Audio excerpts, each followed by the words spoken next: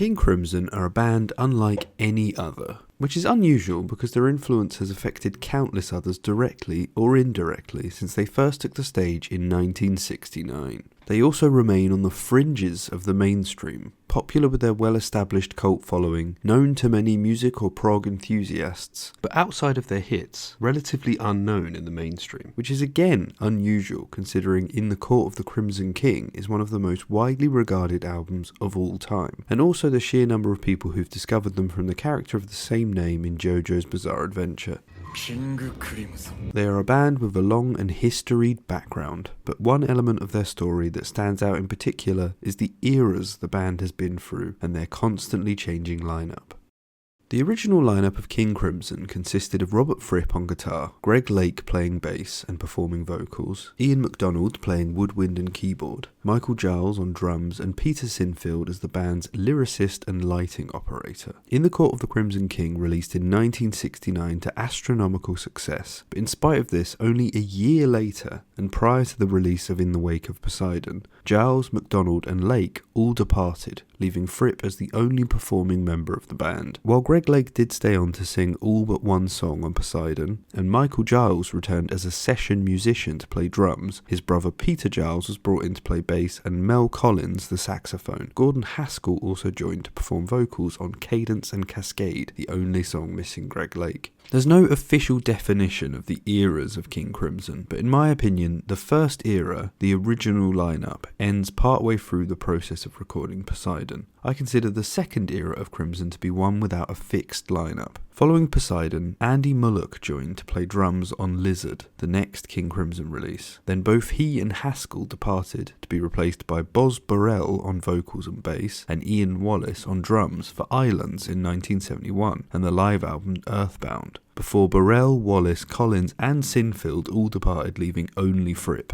For the third era of King Crimson, Fripp recruited John Wetton to play bass and sing, David Cross on violin and keyboard, and both Bill Bruford and Jamie Muir to play the drums. Muir departed after the release of Larks, Tongues and Aspic in 1973, and Cross after the release of Starless and Bible Black in 74. Then later that same year, after the release of Red, the band disbanded altogether and remained that way until 1981 for the fourth era of King Crimson. For the first time featuring an additional guitarist to Fripp in the form of Adrian Bellew on guitar and vocals, Tony Levin on bass and stick, and Bill Bruford returning on drums. The fourth era lasted for 3 years, releasing Discipline, Beat and Three of a Perfect Pair, before again completely disbanding and King Crimson entering a 10-year hiatus. I normally lose interest at this part of the story, so if you're still with me, hang in there. Crimson reformed again in 1994 with all of the same members and bolstered by Trey Gunn as an additional stick and bass player and Pat Mastelotto as an additional drummer, meaning the band now featured 2 drummers, 2 bass players and 2 guitarists. They released Thrack before splitting into projects bands, basically mini lineups in various configurations, playing and recording separately. Levin and Bruford left KC and the albums The Construction of Light and The Power to Believe were released by the remaining 4 members. Gunn then left the band and Levin rejoined. After another 3-year hiatus, Gavin Harrison joined as a second drummer for the 40th anniversary tour, following which the band disbanded once more for 5 years. I consider this time from their reformation in 94 to their breakup in 2008 to be the 5th era.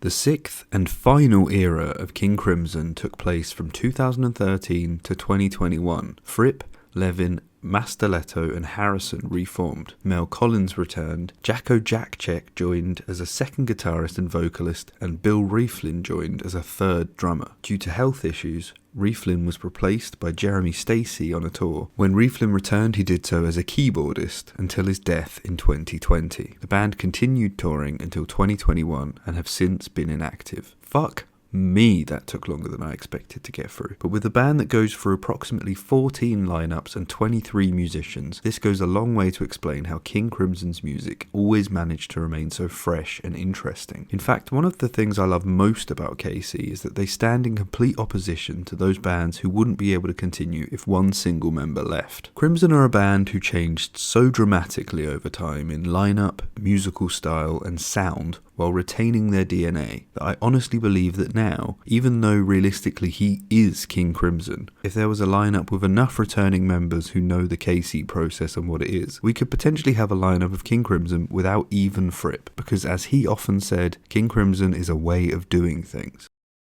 The story of King Crimson is basically the story of Robert Fripp, and Robert Fripp is fucking crazy. He is both extremely astute and intelligent, while simultaneously believing in just the weirdest spiritual witchcraft bullshit known to man. Reading almost any of his interviews is a wild ride. He spouts some of the most seemingly profound nonsense I've ever read or heard off the cuff, and manages to speak at great length while simultaneously saying nothing. Here's an example from an interview with Melody Maker magazine in October 1974 about the disbanding of the third era of Crimson. The interviewer asks, "Why have you decided to call it a day? Is the experiment over?" And Robert Fripp replies, "Yes, and for 3 reasons. The first is that it represents a change in the world. Second, where I once considered being part of a band like Crimson to be the most liberal education a young man could receive, I now know that isn't so.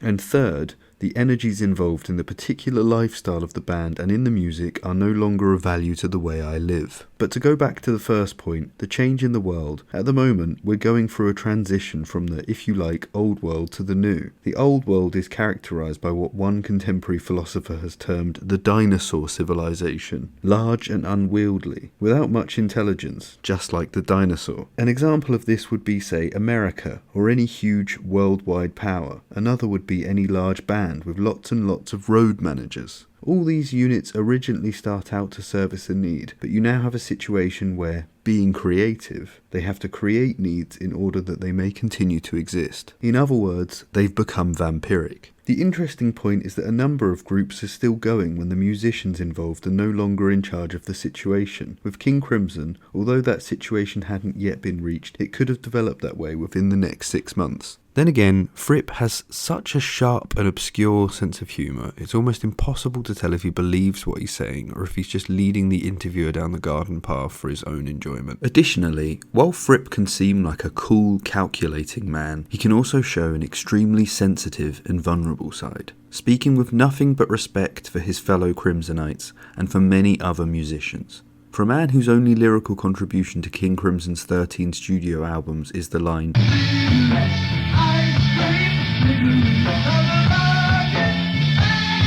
on The Great Deceiver, he seems to have a way with words. Something else to note is that while King Crimson have existed for 57 years, they've only actually been active for 30 of those years. So when you look at the amount of music they've produced in that time, they were actually extremely prolific. King Crimson's music has covered so many genres and styles. Their music is more than just what they recorded in the studio, with countless live performances, improvisations, alternate takes. The world of King Crimson is vast. Even just looking at their studio albums, they've covered so much ground. In the Court of the Crimson King is such an incredible album. From the medieval fantasy of the title track, to the airy fantasy of Moonchild, to the emotionally charged Epitaph, then there's 21st Century Schizoid Man. This song's just breathtakingly original. The fact it's over 50 years old is stunning. It sounds nothing like anything else that was being made at the time. It's brutal and chaotic, but organised and masterfully sculpted, a perfect cacophony. It hits even harder when followed by the peaceful and simple "I Talk to the Wind" that comes after to contrast it. What a beautiful day. Hello, Mr. Wind.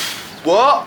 In the Wake of Poseidon gets disrespected sometimes for being too similar to Court, and you can see why, as most of the songs from Court has its counterpart on Poseidon. Schizoid Man and Pictures of a City, I Talk to the Wind and Cadence and Cascade, Epitaph and Poseidon. All of that said though, in some cases the songs on Poseidon actually do it better, and Poseidon is still an excellent demonstration of Crimso being progressive and influential. This album deserves more credit than it gets. King Crimson have proven time and time again they can completely switch gears and do something different. This is the only time, to my mind, they've proven they can stay in the same lane and do it again. Lightning can strike twice. I view Lizard as the bridge album from the OG Crimson to all future iterations of Crimson. Circus opens the album with some polarly opposed, beautifully soft acoustic guitar and saxophone pieces, and the frantic siren-like horn. Indoor Games and Happy Family both have an insane circusy vibe. Very prog, very jazzy. Lady of the Dancing Water sounds a bit more like classic Crimson. The title track is a rocky, jazzy epic. The frantic chaos of the Battle of Glass Tears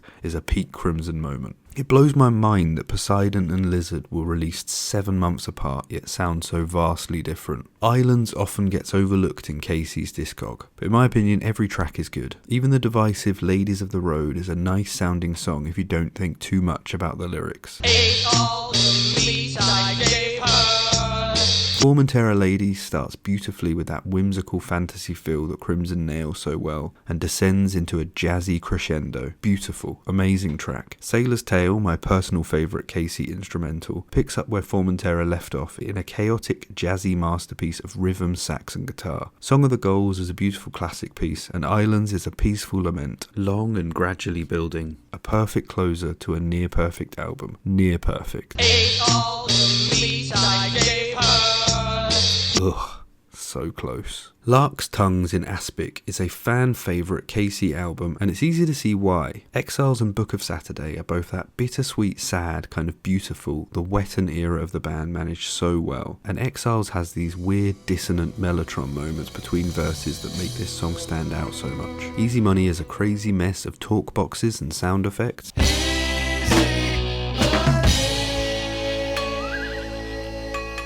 Absolutely peak Casey song. The talking drum is a building, manic, organised chaos of guitars battling violins, and it's glorious. And we'll get into the titular Larks parts 1 and 2 later. Starless and Bible Black is awesome when you consider that it's pretty much a live album of original music. Wetton's bass on Lament is funky as fuck. The Night's Watch is a banger, and Trio's nice. I don't have a huge amount to say about this album. Unlike Red, King Crimson's best album, and one of my favourite albums of all time. This album was, in my opinion, what started progressive metal, which it is from the start, opening with the aggressive and unforgiving Red. Fallen Angel is solemn, dark, heavy and jazzy. One More Red Nightmare jumps from fairly simple thrashing guitar riffs to the squealing verse to a mesh of complex and intricate music complemented by the sax. With the exception of maybe Providence, this whole album shares a dark and disorganised, jazzy but heavy vibe. It's extremely cohesive and masterful. It almost sounds like the instruments are the winds in a tornado, bashing against each other, and we sit at the eye of the storm, appreciating the calm within it all. Providence makes this a Casey album with all its clear hallmarks of improvisation, and is a decent enough track, though easily the album's low point. The calm before the cataclysm that is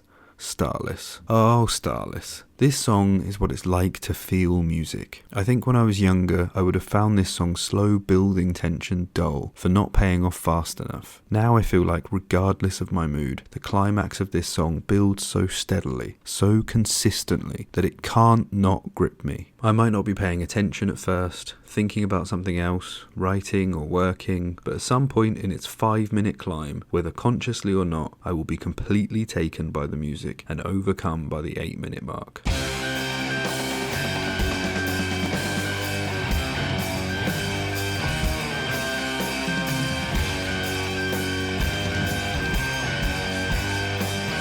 Discipline is so math rocky it hurts, in a good way. The start of Frame by Frame is just...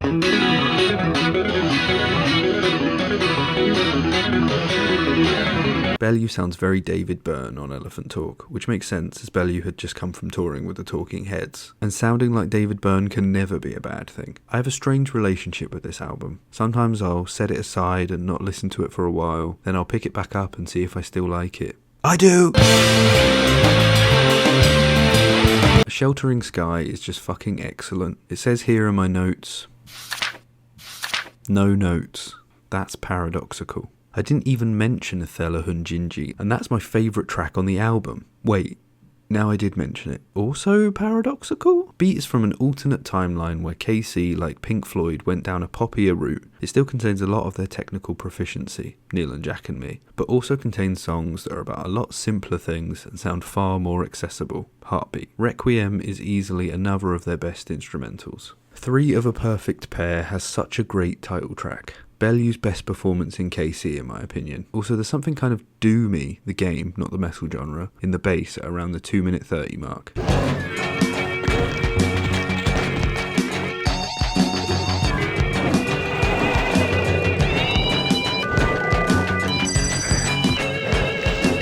Sleepless is unapologetically funky. I love the calm and serene nuages, especially when juxtaposed with the poppy, rocky Man with an Open Heart that came before it. Industry also has some really doomy vibes. I like how side A of this album is all the 80s funky pop rock and side B is all the crimson-y instrumentals except Dig Me, which is pretty much a mashup of the two styles. Thrack is very metal, a far more modern and different era of KC with songs like Vroom, Vroom Vroom, Vroom Vroom Coda, Vroom Vroom Vroom Vroom Vroom, and Dinosaur, but also still very reminiscent of their early work in places. Walking on Air is extremely 60s. Is thrack named after the thracking noise the guitars are making?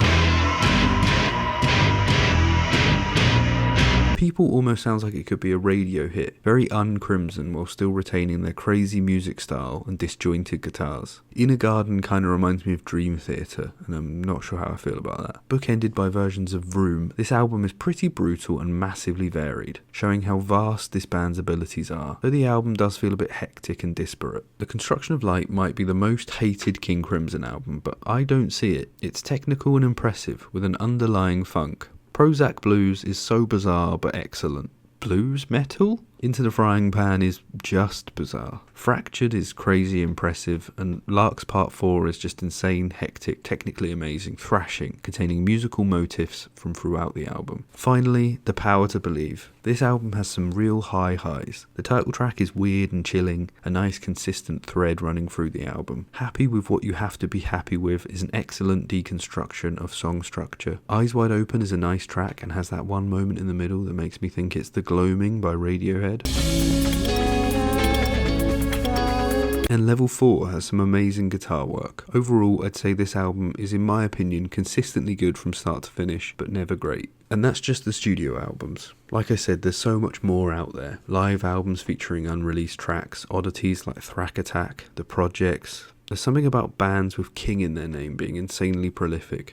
You can't really talk about King Crimson without talking about Larks Tongues in Aspic, or at the very least you shouldn't. Not the album, but the suite that is not a suite. 5 parts, as Fripp himself has confirmed Level 5 is included, of a piece of music that were written separately and never really meant to be put together, never played together, just following a similar musical idea. The idea of little bird tongues in tomato jelly. That's apparently what the dish Larks Tongues in Aspic gets its name from. A Reddit user described it as something delicate suspended in heavy matter, and that seems to make some sense in relation to the music. Parts 1 and 2 were written to open and close a Crimson show, and both featuring on the album of the same name. Part 3 written 10 years later with different musicians to close 3 of a perfect pair. Part 4 comes on the Construction of Light and pairs with the track Coda I Have a Dream that comes after it. And finally Part 5 or Level 5 on The Power to Believe. There are other songs that some consider part of the suite: Fracture and Fractured, Red, The Talking Drum, even Discipline. There's something about this suite. I do like listening to them all in order. There's something so similar yet different about it all, written at such different parts of the band's career, which makes them sound so different, but structural similarities. Also heavy and relentless, technical and intense. Brilliant.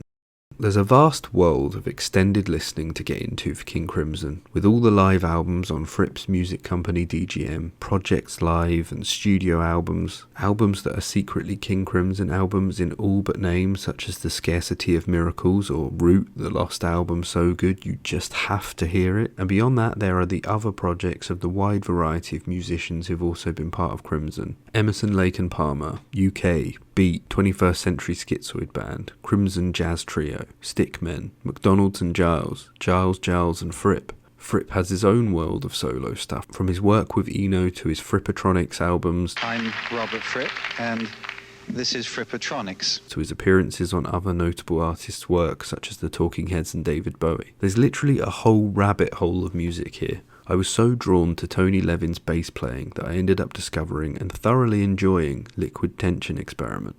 There's currently discussion, mostly started by Jakko, that a new King Crimson album could be on the horizon. Though these rumours have mostly been not shot down but tempered by David Singleton, the current band's manager. Regardless, the final lineup of the band played plenty of original music throughout their tenure. Songs like Meltdown, Radical Action, The Light of Day and The Errors. You can hear plenty of it on either the Radical Action to Unseat the Hold of Monkey Mind or Chicago 2017 live albums. Everything sounds excellent to me, particularly the Radical Action Suite. As to whether or not we'll get a new album is currently in the air. I said hello, Mr. Wynn. What?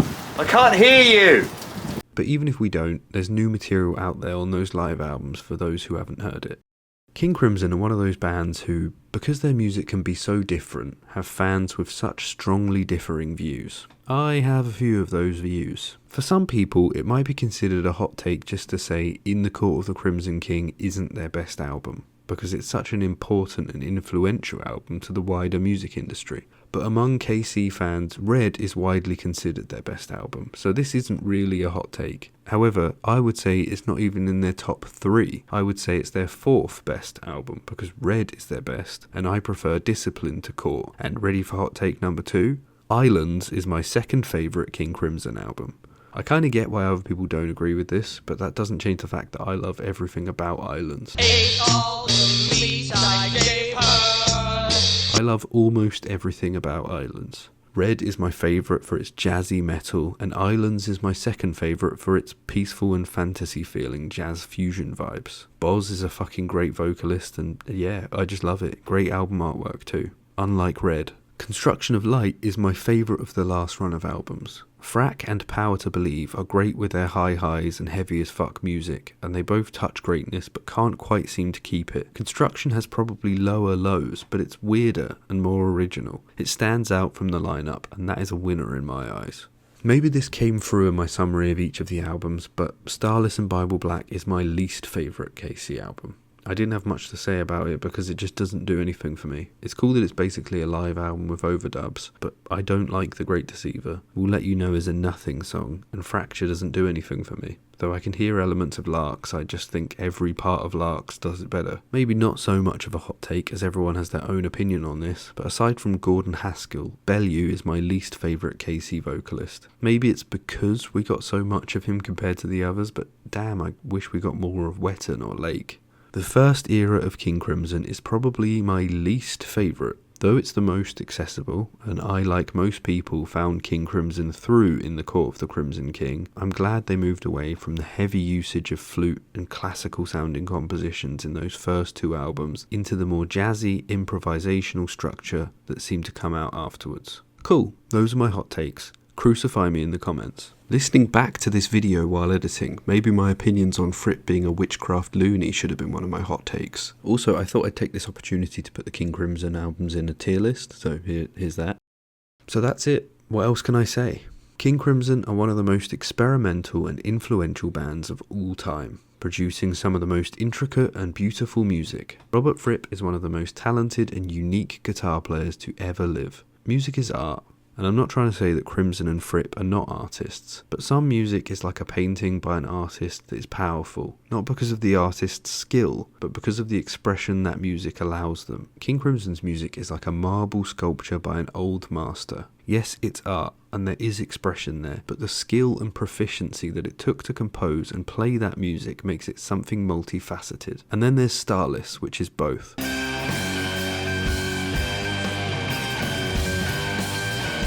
Well, there we go. I hope you liked the video and you enjoyed me waffling on about a band I love. I was hesitant to make this because the band has been around for so long that I didn't know what I could say that was worth saying. But I teased in my last video that this would be my next video. Not that anyone but me knew that, but it still felt like I needed to make it. If you like this video, give it a thumbs up and consider subscribing. If there's something you want me to talk about or check out, or if you just hate something I said or me, chuck it in the comments to let me know. Peace and end. Very best from Robert. And passionate.